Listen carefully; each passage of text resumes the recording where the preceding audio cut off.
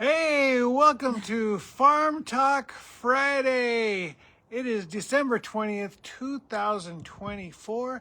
I'm Ken Jordan. This is my beautiful wife, Giovanna. Hi, Annie. Hey, my love. Happy holidays. Thank you. You too, and to all of you. Giovanna has an amazing nonprofit called Greenwave. Check them out at greenwave.eco. And also, she's an incredible yoga teacher. Tantric yoga teacher. Yoga Tantra. Yoga Tantra. That's exactly right. Mostly teaching in our area of Costa Rica, the southern tip of the Nicoya Peninsula. But you never know. All right. I do, but... Well, I have some online offerings. Oh, and online. Yeah. That's right. Anyways, but yeah. But this is let's move on. And I used to be in a band called the Crystal Method, who are still going strong. So check out thecrystalmethod.com, see where they're playing next, and go see a show. All right, we normally first talk about the advertisement. What did I say? Where they're playing next. Where Scott's playing. Yeah, we're Scott. Yeah. You know, it's the band. Yeah, the band. Okay, so we usually talk about the advertisement for Farm Talk Friday. Kristen. I can't really say too much about it because I never saw it. Yeah. So, honey, tell us all about I'll it. tell you what the advert was. And I kind of feel like we're behind on advert talks. Like there was one, I know. I forgot to talk about the Peji Baye one that we did the week before. It just looked, very interesting. It had a growth coming off of it, which looked really promising. But it's done that before. Okay. And then nothing happened. And it broke open and created these weird little spirally leg things that come out like when you see coconuts. And then it never really went anywhere. Remember that? We got really excited. So I don't know where it's at. Hopefully when we get home, we'll have the beginnings of little, thanks, Kristen. You have these earrings. Oh, that's cute. The little, what do they call them? Peach palms, peach palms. Hopefully they're there when we get there. Okay. But this week, our manzana de agua, it's, actually I think the Nicaraguans call them pears, some type of pear, but, we call them water apples, and that tree was just going off with the flowers, and it's so beautiful. And so I had made a little video of me throwing some of the petals, slow motion, and then it falls. The petals or the needles? The needles, the needle petals.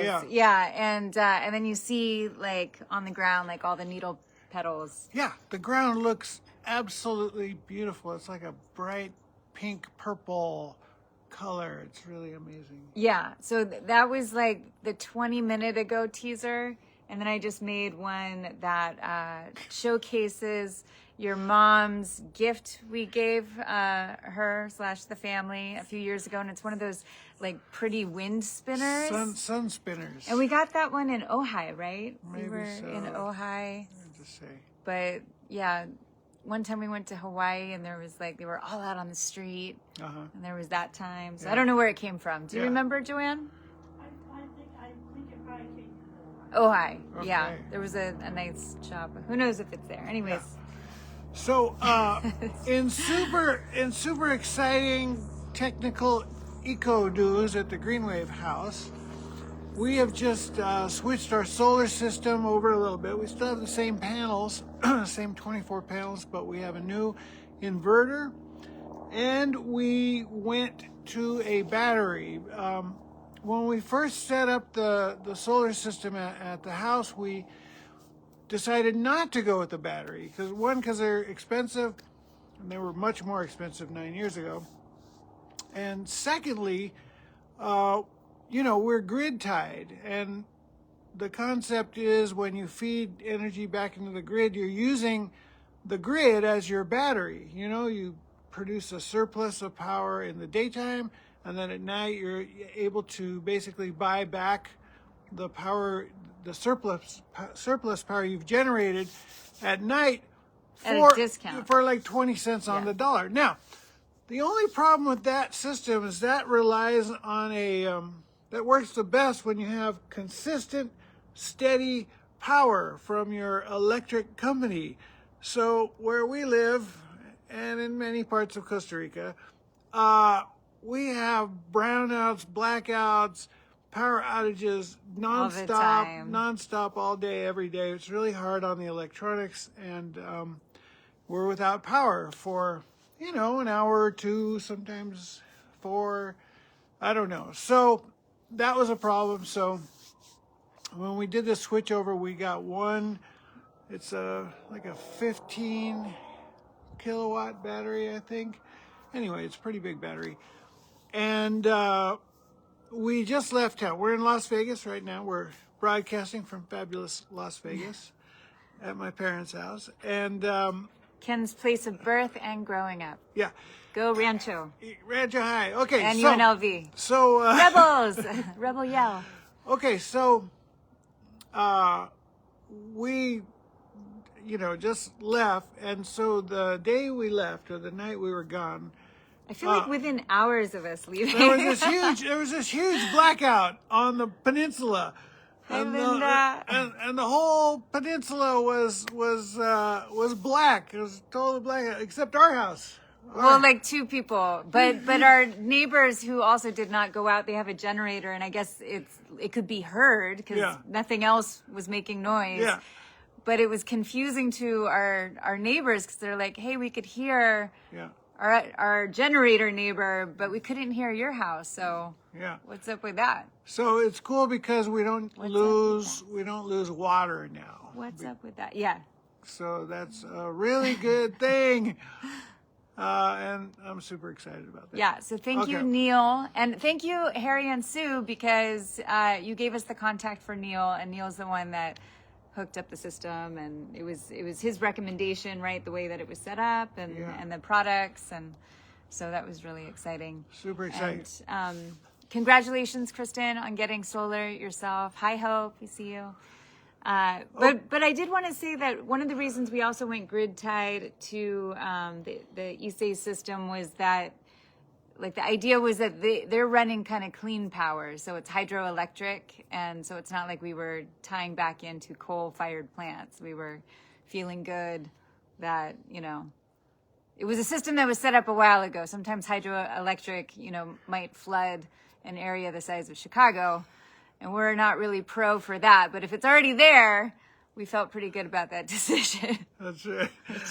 Okay. Well, because we used to remember when the Belamonte Dam, and we were Yeah, like, yeah, no, Belamonte Dam on stage. We did all that. Talking about little protests, Paul Watson is free. Yes. So we kept holding up the sign, and it worked. Honey, I think- Farm Talk Friday saved Paul I Watson. think your sign and Farm Talk Friday saved Paul Watson. Yeah. But it's super amazing he is free. Everyone kind of, thought he might We were getting be worried. in prison, but Yeah. they released him, so that's fantastic.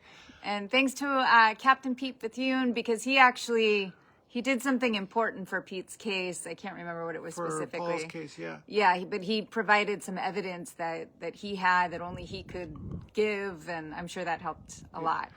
So the next thing I want to talk about is the great papaya robbery of 2024.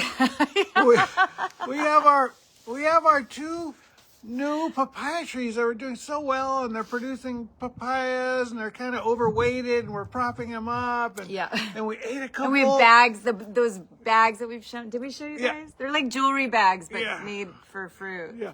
So we ate a couple, and they were super delicious, amazing. Although Ken didn't have a lot of faith. Let's Yeah, I be didn't honest. have a lot of faith. So, Yeah. so I'm in the house by myself, just looking out at nature, and I see there's a pezote. There's a pezote who has climbed up the papaya tree, like with the greatest of ease, pulled down a papaya and just eating the papaya. And I run out there, I'm like, hey, get out of here! And he did get out of there with the papaya. He runs off with the papaya. And so, I'm sure they've probably eaten them all by now. I don't know what to do No. to protect the tree from So we do have a problem. We basically made a ladder for the pizote to climb up to the papaya tree, but we did that because we were worried in the rains that it was going to fall over with the ground being soggy. I don't know if we need the props now, but they could probably just scale the tree anyway, but it is like a nice, like, oh, hey, look what these guys did for me. It's like an escalator for them. But I would like to say that I feel like a day or two before that happened, I saw Pizote coming by, and Ken's like, "Oh, that's cute." I was like, "No, get out there and go tell him to go away. Like, I need your male presence because Pizotes can be they try to be really cute, and they're not like cats at all, but they know something. They know that a lot of times people think that they are cute on some level, and they're used to people maybe throwing them food. But they are super cute. And so Kristen's asking, what is a pizote? Oh, okay. It's like a raccoon meets an anteater, right? They got a snout. And the most amazing thing... Maybe not a snout like that. The most amazing thing about the pizote is the silhouette looks like a brontosaurus. Yeah. It's on YouTube. You can find memes. Pizote brontosaurus. And they'll show the pizotes crossing a road or something backwards. Yeah. They'll run the video backwards, and it looks like Brontosaurus. Anyway. Yeah, it's cute. Maybe we'll find one. Their tail sticks up, and it looks like the neck and the head of a... Yeah, and Kristen, you would spell it with an I if you wanted to look it up under that name. But I think they're also called coatis, and there's another name in Florida that they... Or is that the coati name? I don't know. Maybe anyway, coati, there's a few different names for them. Yeah. But so there was the pizote, and then we saw a white-faced monkey all by himself. Like maybe he got kicked out of his troop. Yeah, which is strange for our property. Yeah, we don't usually see them. This was maybe the third sighting in almost 9 years, and he was like cruising by on our little driveway, looking at the papayas, and I was like, Ken, go yell at the monkey. He's looking at those papayas. I see him. I can see the animals when they're looking at the food. I'm like, I know what's happening in his brain. Yeah. The Congos. What do we call those guys? What are the black ones? What do we call the black ones? Congos? Yeah, the Congos. Oh, you mean, the other name? Yeah, monos, no.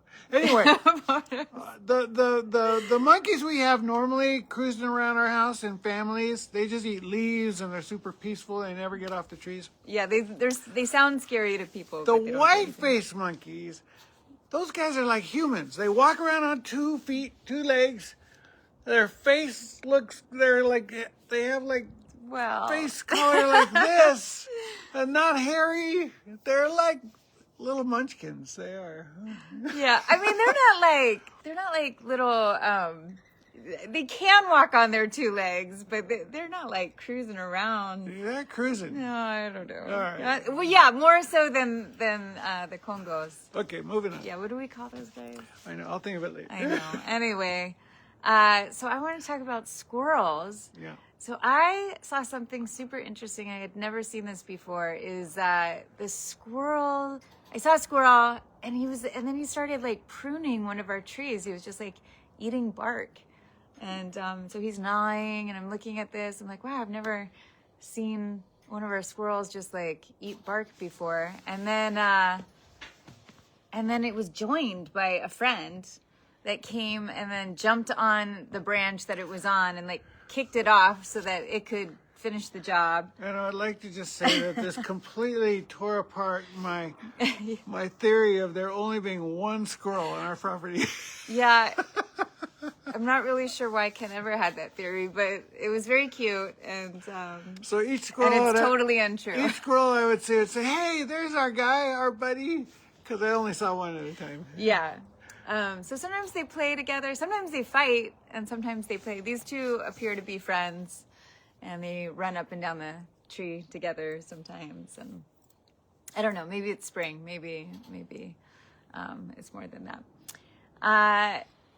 We are at Ken's parents' house. Do you want to bring your mom on? No, not today. Maybe next week. Oh, no? Yeah. She says okay. Okay. Oh no. Okay, Moving next episode maybe. Okay, well, it's really beautiful here, and she had set up their previous home it was like a park, and here in this backyard space, it's like a sanctuary, and so we're actually surrounded by birds. I think those are doves over there. There's often hummingbirds that come by, and there's bird feeders, and just all sorts of things. So it's really sweet here. It's always really beautiful, and Ken's brother helps out too. Apparently, there's little grass, and he has special scissors where he goes and trims the grass, and I just find it very sweet that Ken comes from a family that cares about gardens. That's great. So in other news, I think we already said that we have the kids from Futuro Verde that we were able to help fund under Green Wave. So thanks to all those people that helped donate. Those kids are leaving soon. They're going to go to Geneva, Switzerland, and take part in the Model UN program. And then in other Green Wave news, I need to make a more formal post, but you can find it already on the Permaculture Pinup page on Facebook, or just scroll down on my feed, and there's a link for the first Permaculture Pinup calendar. Yes. Really cute. And Super cool calendar. yeah, if for some reason you're interested but you forget to get it, you can actually set the month that you want it to start. So if you're like, oh, I just can't deal with it right now because it's Christmas, but I really want that, then you can just go to the link later and just set it to start in February or March or whenever. So I think that's it for All now. right. I do want to see this Springs Preserve on this trip. Okay, we're going to try to go to the Springs Preserve here in Las Vegas. And that's part of And, the the permaculture guide that I created that I'll also post a link to. Okay, we're going to see you next week, probably from right here on Farm Talk Friday. Thanks for watching this week. Ah, Hope says. Okay. Ciao.